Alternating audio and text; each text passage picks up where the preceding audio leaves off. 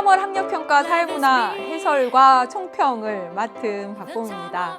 3월 시험이 6월이나 9월 시험에 비해서는 출제 기관도 다르고 평가원이 아니죠.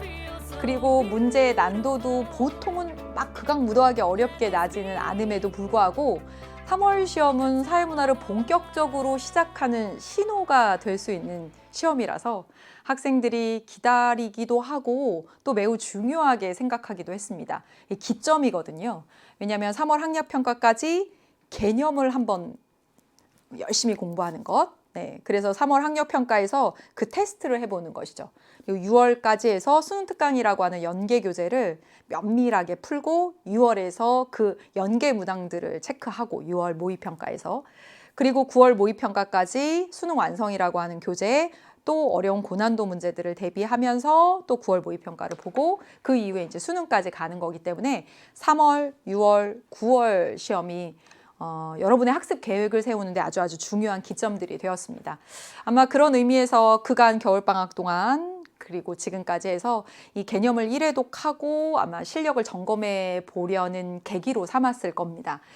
다행스러운 것은 막 극악무도하게 어렵진 않았어. 계속 얘기한 대로 어렵진 않았는데 이 시험이 뭐 1등급을 받았어요. 2등급을 받았어요. 아깝게 하나 틀렸어요. 아깝게 5개 틀렸어요. 라고 하는 것보다 중요한 것은 내가 공부를 했는데 개념을 문제에 적용시키는데 실제 시험처럼 보는데 이러한 문제들이 있었구나, 부족한 점들이 있었구나 라고 하는 걸 찾아내는 것이 중요하고 문제 유형이나 출제가 자주 되는 부분이나 또는 패턴을 찾아내는 것이 중요하기 때문에 이 분석이 그리고 다시 한번 문제를 해설 강의를 보는 것이 아주 중요하다고 할 수가 있겠습니다. 일단은 전체적으로 20문제가 너무나 예쁘게도 5개 단원에서 각각 4문제씩 완전 골고루 출제가 되었습니다. 그리고요, 표문제는 작년부터 좀 그러더니 3문제가 출제가 되는 거야. 그래서 조금 여러분이 시간 관리하는데 물론 다른 문제들 난이도가 전반적으로 쉬웠다고 하더라도 이 표문제까지 풀면서 30분 동안 완벽하게 풀기에는 처음이라 지금 스타트업 하는 처음이라 조금 시간 관리에 있어서도 어렵지 않았을까 그런 생각도 약간 들긴 듭니다. 그래서 전체적으로 모든 단원에서 4문제씩 골고루 출제가 되었고 그리고 제가 느낀 건 이게 작년 수능 문제의 미님이다 라고 하는 생각이 들었어요. 예, 이거 볼까요?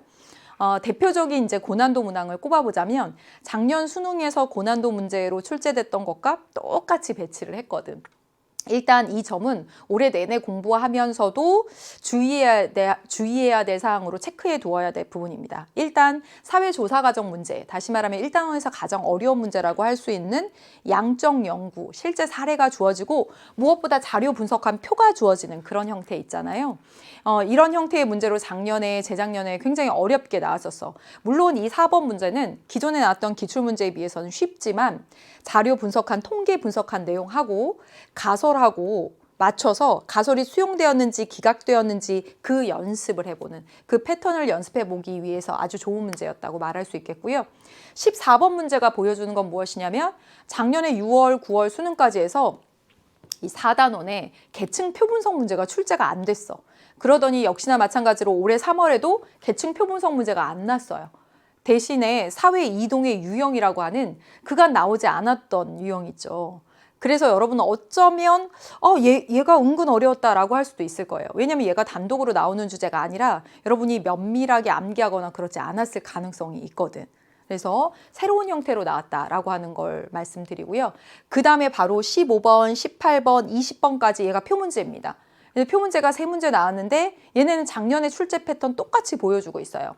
4단원에서는 바로 임금 격차, 남녀 임금 격차와 관련된 표를 제시하고 풀이하는 거 작년에도 그랬었고요.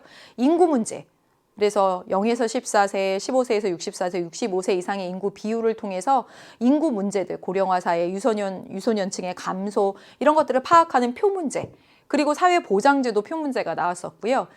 그 다음에 15번이나 20번 문제를 푸는 데 있어서 공통적으로 우리가 표 분석의 패턴을 파악할 수 있었던 것이 집단의 크기, 그 다음에 전체의 비율이 주어졌을 때 집단의 크기를 파악할 수 있는 그 패턴, 그래서 제가 해설을 할 때 15번과 20번 꼼꼼히 해드릴 건데 그 패턴을 꼭 기억하고 나중에 표분석 강의 나올 때 다시 한번 꼭 점검해 놓으시길 바라겠습니다. 아주 자주 나오는 유형이 되거든요. 아무튼 오늘 시험 보느라고 너무 애쓰셨고요.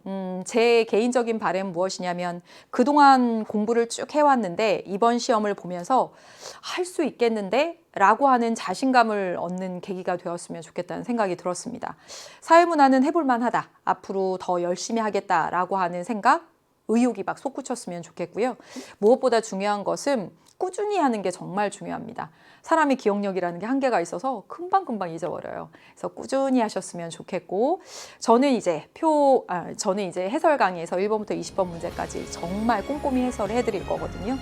여러분 1번 문제부터 오답의 이유 이런 것까지 체크하면서 꼼꼼히 보시고 도움 받으셨으면 좋겠습니다. 여러분 오늘 정말 고생 많으셨어요. 저희 해설 강의에서 만나도록 하겠습니다. 고생 많으셨습니다.